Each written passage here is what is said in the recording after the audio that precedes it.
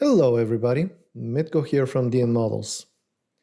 I will start and end this video with indirect information barely touching the Zoukei-Mura kit itself. Bear with me for a while.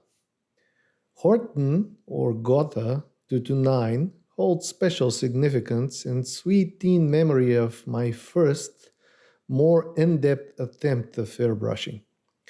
Back in the mid-90s, I had this kit with me. Not this one, but I bought this one that you see here for about $8 to $9, which for the time being was an esoteric kit with doubtful quality and a subject that was even more of that fashion.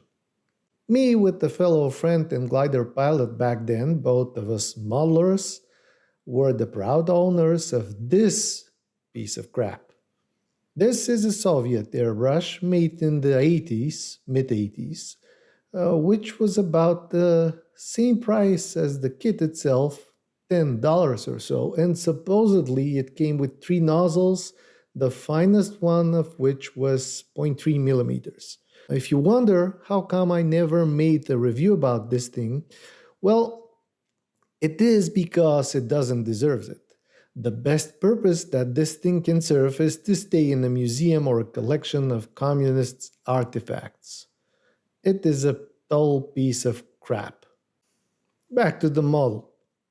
What we were trying to do with the Horten was to spray that model camouflage using this piece of Soviet junk, and as you might have guessed, we were quite unsuccessful.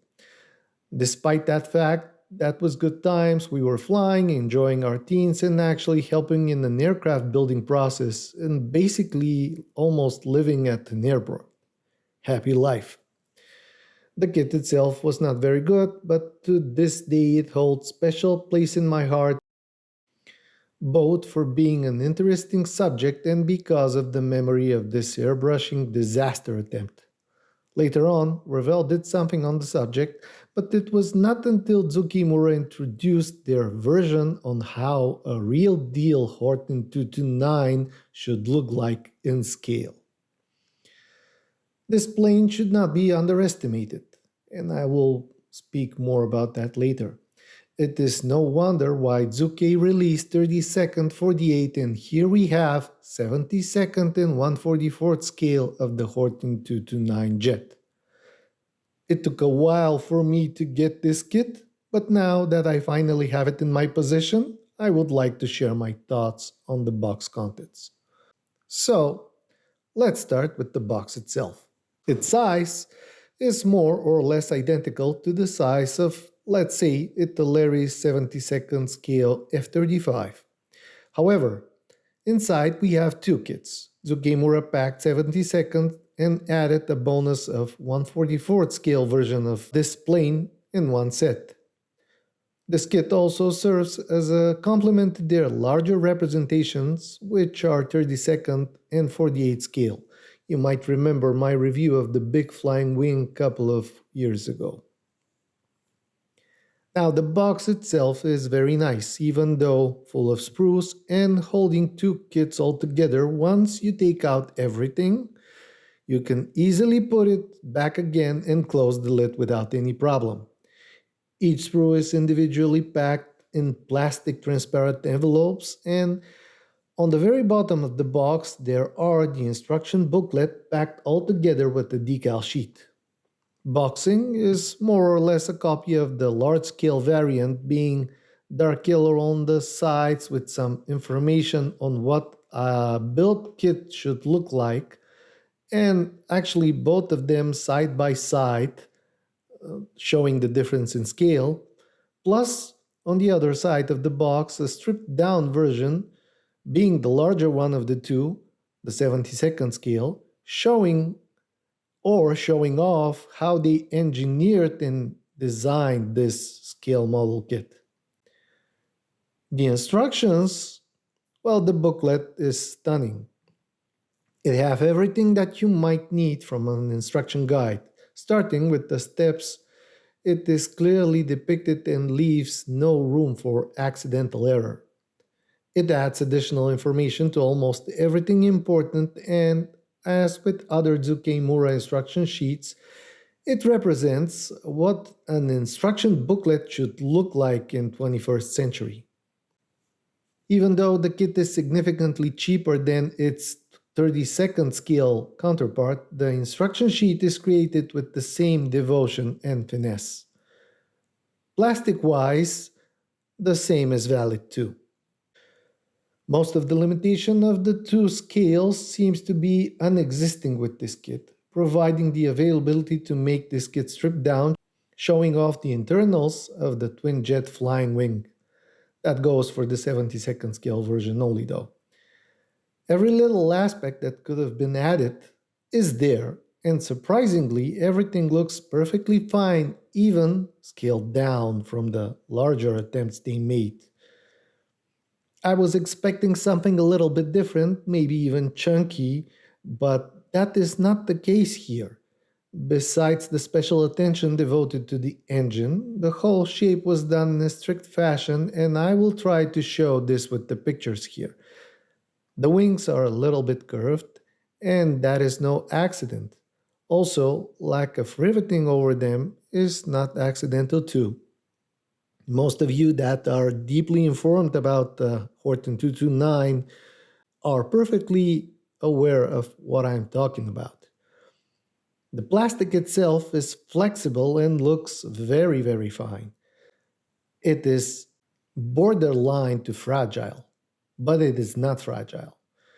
What I think it is its strongest side is that it will be very easy to be dealt with, not that you will need to do many sanding or cutting, but nevertheless the typical Japanese quality that one can expect from a company like Zoukei-Mura is present. The midsection of the flying wing here, where the engines and cockpit are placed, features more engravings compared to the wing, which are justified by the real thing. By the way, if I remember correctly, Zoukei-Mura spent some serious time and efforts in Udvar-Hazy researching the Horten 229, which is still being restored there. Based on that alone, I think this kit can be trusted to provide serious accuracy and realism. Of course, its smaller option that comes as a bonus with this set is inside, and you can't help but to notice the difference in detail when you put them side by side. But that is only logical because the limitations imposed on 1/44th scale are enormous, and very few companies take that route because of that reason. Despite that, Zoukei, who never have dealt with that hand before, deliver a surprisingly good Horten comparable only with the best 1/44th kits out there. And this is only their first attempt. Its assembly takes only 2 pages of the instruction sheet, the ones that you can see here, and that pretty much covers it all. Truly, it is a lot more simplified compared to the 72nd scale, and that is quite obvious here, but the quality is without compromises. That is a spectacular attempt, at least for me, being a fan of that bird especially. But that is not all. Same goes for the clear parts, which are very crisp in both scales. Comparing them on the pictures on the screen provides a clear idea again about both the limitations and the quality. As a matter of fact, there are products from different companies that, if, for example, you scale up any of the two, let's say you scale up 1/44th here to 72nd and 72nd to 48th. If you compare them to the other companies, you will get comparable results. So, yes, Zoukei-Mura kits are that good. One funny thing that I noticed was the tires, which are Continental tires, for the same purpose that Dragon produces Continental tires on their tanks. Nobody wants to pay royalties, and they shouldn't. This is an easy fix actually. Every decent molar should be able to cope with that. But also, I would say there will be an aftermarket substitute at some point, and I'm pretty certain of that. Actually, there already might be one that I am not aware of. All in all, it seems that this kit, produced as it is, needs very little, if any, to make it shine. Maybe some cockpit details in the 70-second scale options in terms of seatbelts eventually, but that is it, and not necessarily. Or maybe scratch building to add to the engines, but most definitely this is not a necessity too. The paint guide is at the end of the booklet, and there are two paint schemes available. They are showed on the box art where built models are presented. Larger one showing one color scheme, smaller one with camouflage. The motives for that might have been many, but I believe that the reason was because single tone larger scale option could feature exploitation of the weathering techniques, while the camouflage on the smaller one could hide the roughness dictated by the scale and serve as an incentive to make it in flight eventually. At least, this is what I would do with this dual set. Decals for both feature identical markings with all the numbers included, leaving you with an option to explore your own imagination. This plane never went into mass production, but daydreamers can work with that 1946 idea here quite easily. Use the fuselage number of your choice. This is what the decal sheet says. The sheet itself is marked as produced by Zoukei-Mura, and I don't know, is it made by Cartograph, and that wasn't mentioned, or it was made from somebody else, maybe even Zoukei. But with other Zoukei kits, it is usually Cartograph who produces the decals. Whatever the case here, this kit can be easily left without decals because there are tons of variations to be exploited with the wooden surfaces and effects even in that small scale. Of course, that will be a serious challenge, but the beauty in the smaller scales is exactly that. Make it look like a real thing even though it is very small. And I must admit that even not a huge fan of 70-second scale anymore, this kit is great and I will be very happy to build it and have it in my collection despite the scale and its limitations. That goes even more so for 1/44. As a conclusion, by now you probably think that I am very impressed with the model and that is why I am speaking so highly about this kit. This is not exactly the case. Indeed, I am very impressed with the model, and I am not praising it because Zoukei-Mura sent me a free copy. They have done that, but not with this kit specifically, and most definitely not in the last couple of years. I am impressed with the 229 kit because it is beautiful all-around piece, and it answers to all my expectations when it comes down to a scale model kit of the modern times that we live in. That I explained in another video. It impresses me even more because the real plane is a milestone in aviation and its representation by Zoukei-Mura is well executed and absolutely deserved. Although this plane is quite often put aside by historians, it is significant achievement and its traces are here even to this very day. I will make slight deviation here to add some color to my motifs and make them more obvious to you. This next part is a slight deviation, and I will state a couple of facts, but have in mind that those are not for the faint-hearted. If you are interested solely in the plastic, now is the time to stop the video. Recently, I went through some of the Oxford ATBL textbooks. I do that every once and again to keep my memory of the theory sharp. Even though being an Oxford textbook, which supposedly means a lot, and this should be in a reliable enough source, what I will do is will quote something in regards to the jet engine. And I quote, "The idea to use a jet reaction engine for an aircraft is not new.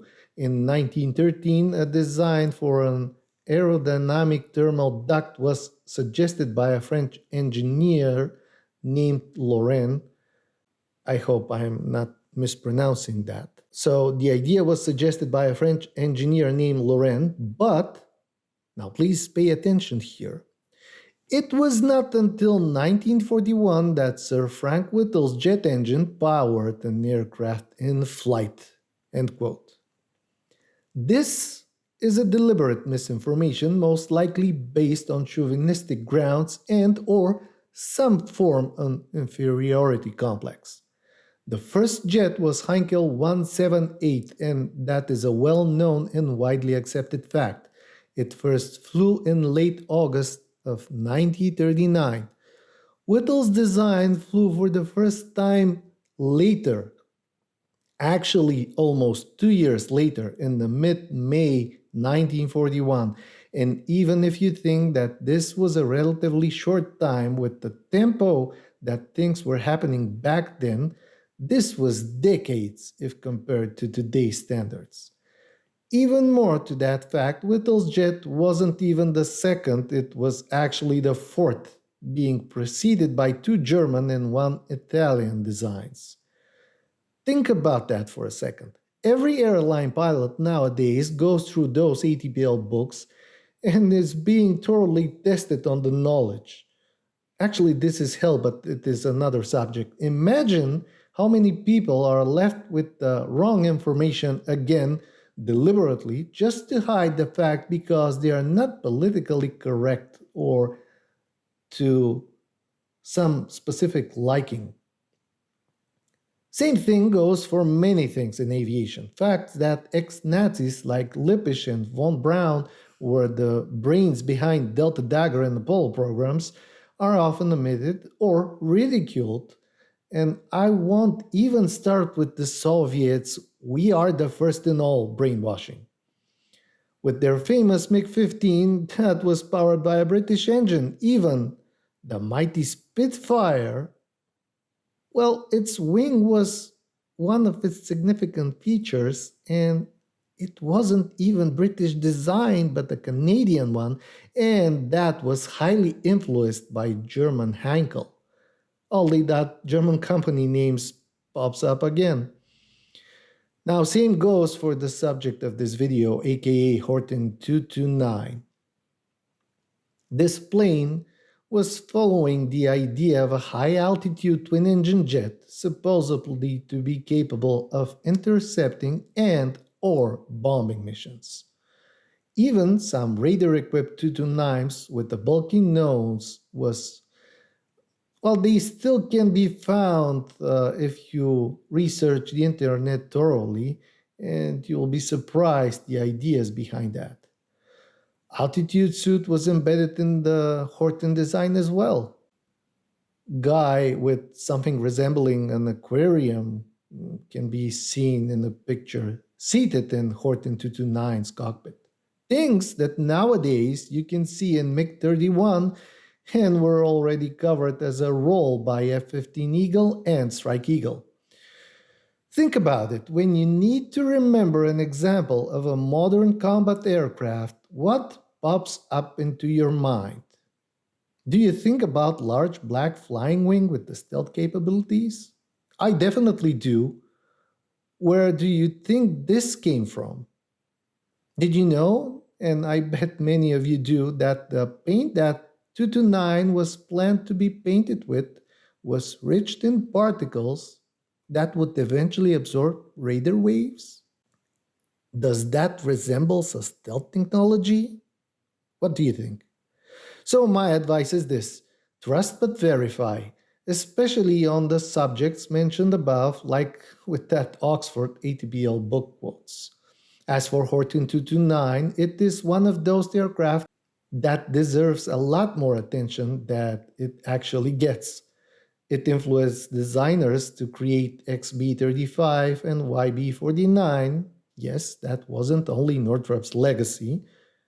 And then all of that was gradually transformed into B2. Everything in aviation is somewhat interconnected, and one is a product of another. Horten 229 might have been only a prototype when the war ended, but its legacy can be seen today flying over Super Bowl or the Pasadena Rose Parade on 1st of January. And the reason for that is because if you follow the history, you will see the roots back in Nazi Germany. More interestingly, B-21 Rider is an upcoming flying wing which will lead the design well into the deep end of the 21st century. In conclusion, after my rant about why I am a big fan of the Horten 229, this kit I think is a must, and not only in this scale, but in any of the other Zoukei-Mura options, 32nd or 48 if you are lucky enough to find one stashed in some store, which I doubt you will. But for any aviation enthusiast, especially for those that are devoted World War II builders, this kit is, again, a must. If you have missed it, not only as a plastic but as a historian artifact, well, you better fix that. Read about it and go get the kit. It deserves it. Go get any of those flying wing kits. Thanks to Zoukei-Mura for filling the gap with this flying wing here. I waited long enough, I believe, to have this in my possession. Thank you for watching. I hope you enjoyed that, and I will see you in the next one.